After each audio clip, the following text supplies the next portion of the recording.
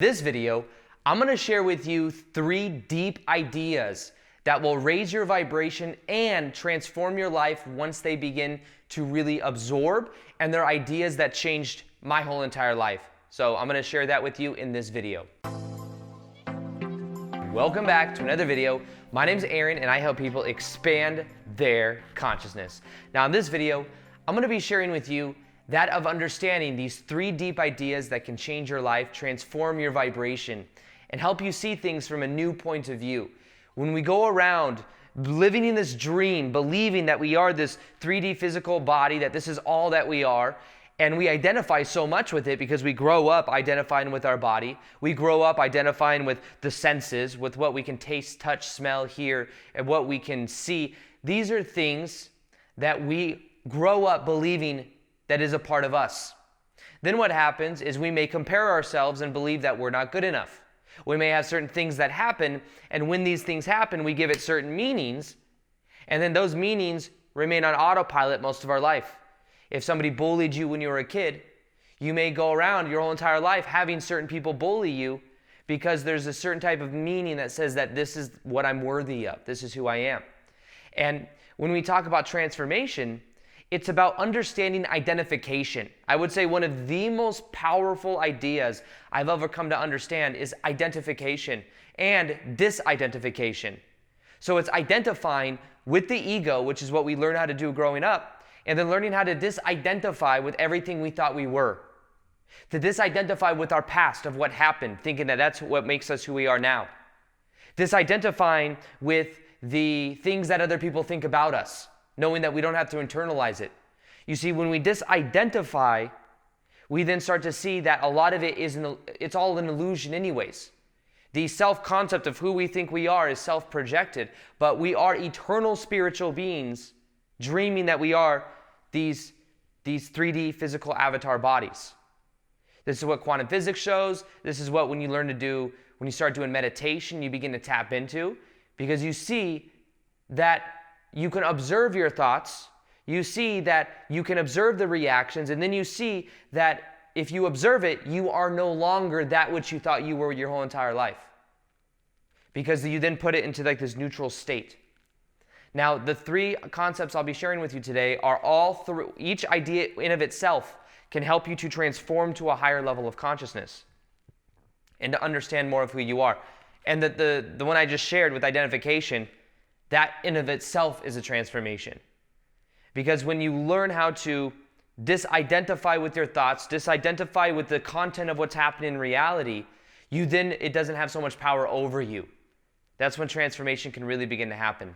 Now, the first idea is something that I want to share with you that changed my life when I learned it. I learned about it in 2012, 2013. I started to become aware of something that is called agreement. Everything in our reality is there, that we perceive to be true, is there because of agreement, whether that be collective agreement or individual agreement. Now, let's look at it from a collective point of view. Collective agreement. Money has no power other than the agreement we have about what these green pieces of paper in the United States or whatever country you're from, the meaning we give, the joint agreement that we give about what this piece of paper means is the only reason it has power. It's because there's a mass level agreement there. Now, when we talk about agreement, that's at a mass level.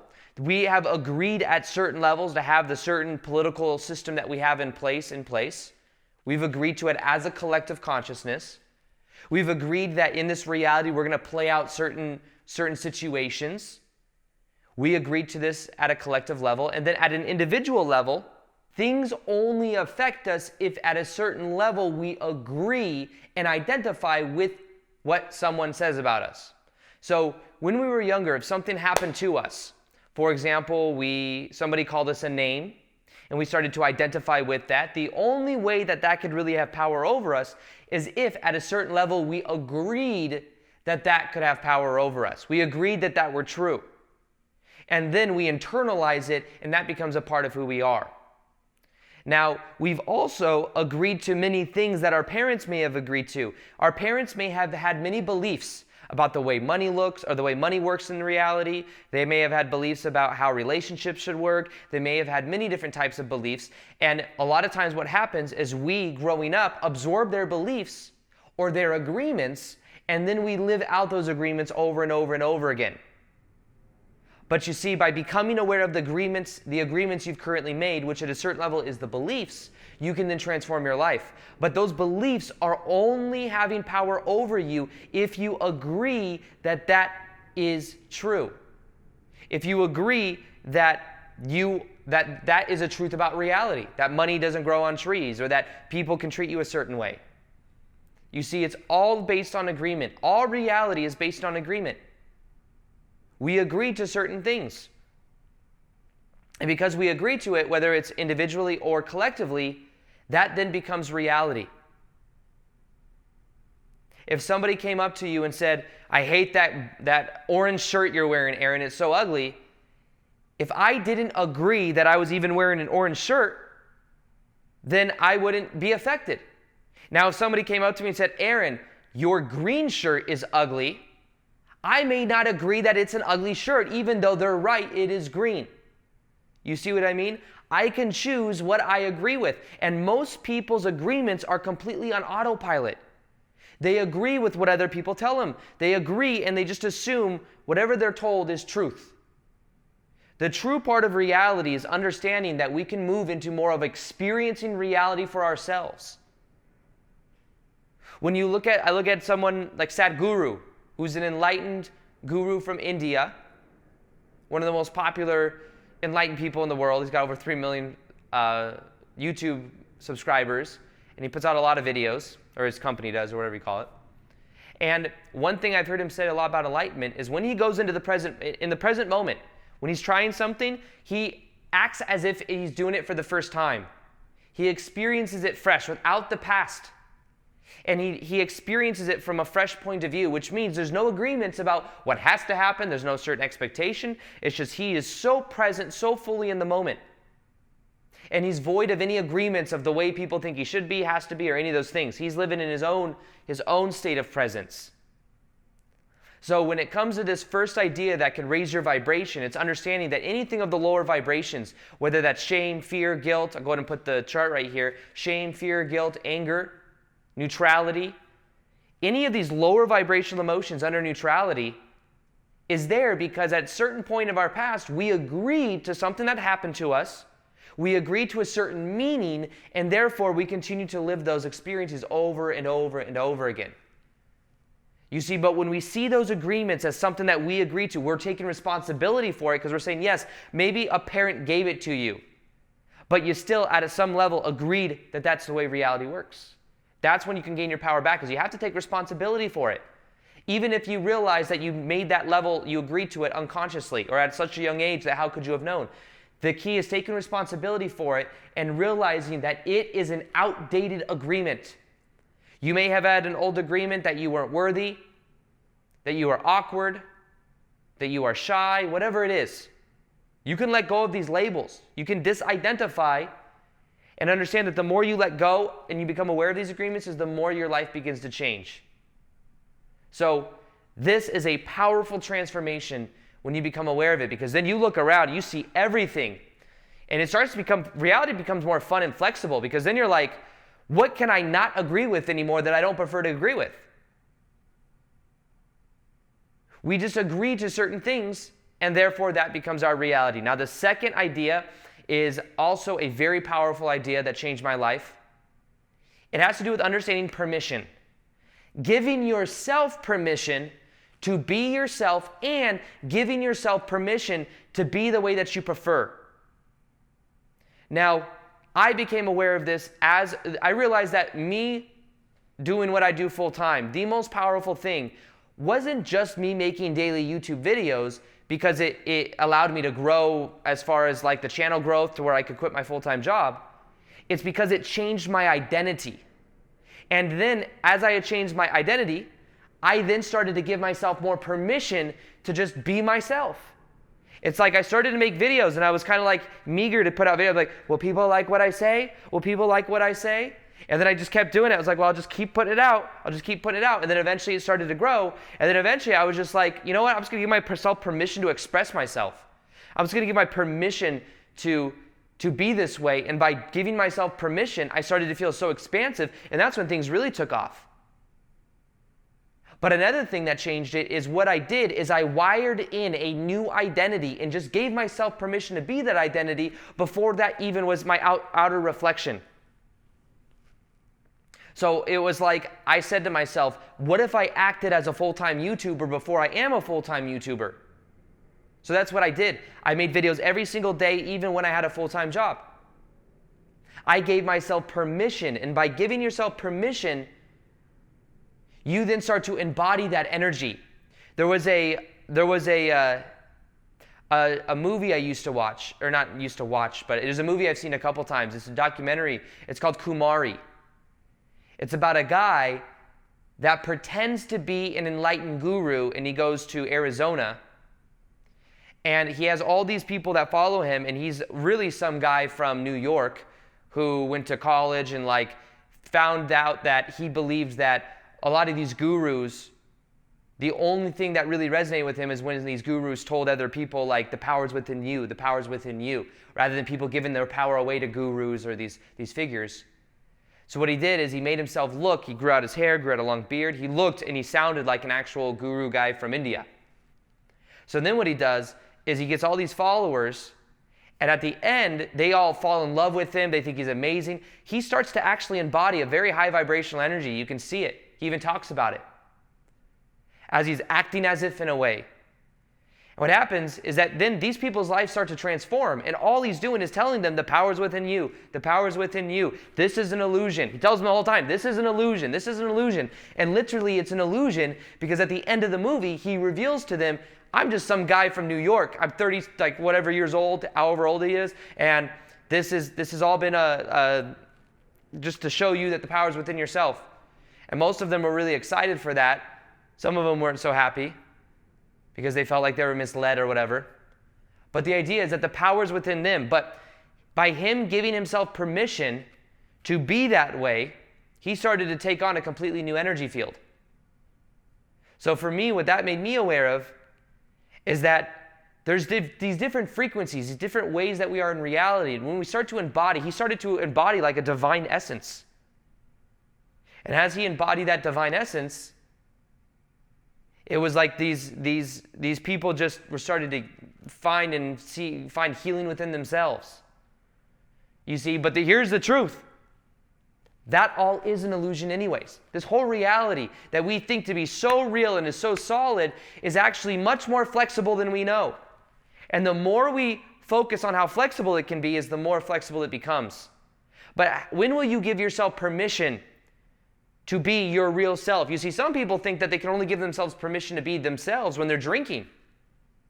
But what is it? It's a certain state of being they feel, and then they just give themselves permission. You ever see shy people that then they drink and they're really loud? They just subconsciously give themselves permission to be less filtered. So do we need alcohol to give ourselves permission? No. We just need to realize we have certain filters on. Yes, maybe being an introvert is a thing, but I think a lot of times, a lot of people that think they're shy, it's just because they at a certain point in their past may have said something may have happened, and they said, nope, I got to stay in this box. It's safe. Not always, but sometimes. And if you just give yourself permission to be yourself, you'll find that so much more happens. I was also afraid to, I talk about some pretty esoteric stuff on my YouTube channel. And I'm aware that it's esoteric stuff. I completely know that. I've been wanting to speak about it since 2012. But what I did is I said, okay, I'm going to make law of attraction videos. I'm going to make practical personal development videos, neuroscience videos. I have over 1,000 videos on the channel now. This is how I'm going to make these videos. And then what I decided is eventually I was like, I'm just going to give myself permission to make these very esoteric videos. Even though some people may not resonate with it, it's authentic for me. So I remember it was I also had this strong, what will people think about me? What will people think about me? This is back in November of last year. And what I did is I said, you know what? I saw it for what I saw it as an illusion. Who cares? I don't care if people judge me. I want to express myself. And maybe that includes me making a video on star seeds, on being multidimensional, on the work of the law of one, on sharing information on Bashar or whatever it is. It's authentic for me. And I want to do that. And I did that. And the funny thing was, yes, some people were turned off and were like, oh, that's too weird for me. You stick to your law of attraction videos. Some people though, and many people were extremely excited, and it brought in a whole new wave into my channel. Like a huge exponential bump after I started to just be myself. I just gave myself permission. That's what I did. And maybe you've seen it in my energy. Maybe you've noticed that in a lot of my newer videos from like this last 4 or 5 months, it's been a lot more loose. It's been a lot more fun. I've been walking around. I've been doing more casual videos because I want to do them. That's really the only reason. I just wanted to make videos that I was excited to make, and I gave myself permission to do so. But most of us walk around like, can I do this? Can I do this? Can I give myself permission? You can write the rules of your own reality. I was talking to someone the other day about this because one of my buddies who has a YouTube channel, his name's Owen, and he mentioned me in one of his videos at one of his talks, at one of his seminars. And he talked about how I am at restaurants. And when I go to a restaurant, I'm very definite about what I want. I'm very definite even about where I sit. Victor knows this. Victor Odo, many of you guys know. When we go into a restaurant, if I want to sit, like the other day we went to this place in New York, in True Food Kitchen in Newport. Very good place, very good food. We're going to sit down, and I'm like, can we sit, there's all these places to sit. I'm like, can we get a booth right over there? And she starts to walk us over there. And then what happens is she tries to put us in a table with all of these big groups of people where it's like this small little 2 table. Victor and I eat a lot of food. We get a lot of entrees and stuff because we do intermittent fasting. So yeah, I knew it wasn't all going to fit on the table, but I have no problem giving myself permission to be like, actually, can we sit over here? Can we sit actually at this table right over here? Now it could seem like a control thing, but at the same time, I just give myself permission to say, we'd rather eat at this big table that's kind of off to the side away from all the busyness of all these other people.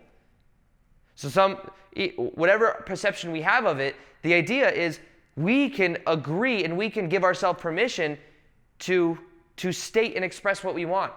Back in the day, I might have been afraid to do that. I'm like, well, I'll just give them whatever they give us, and we'll go sit over there in this small little table in between all these 2 big groups of people, like right next to them, where we can hear each other's conversation. No, I just give ourselves permission to do it. So the idea is give yourself permission to just be. There's also this understanding of be, do, and have. Many times we think we must first do something, then we can have it, then we can finally be it. The truth is, when you can just be it, that's when your life will begin to transform. That Kumari guy, he was just being himself.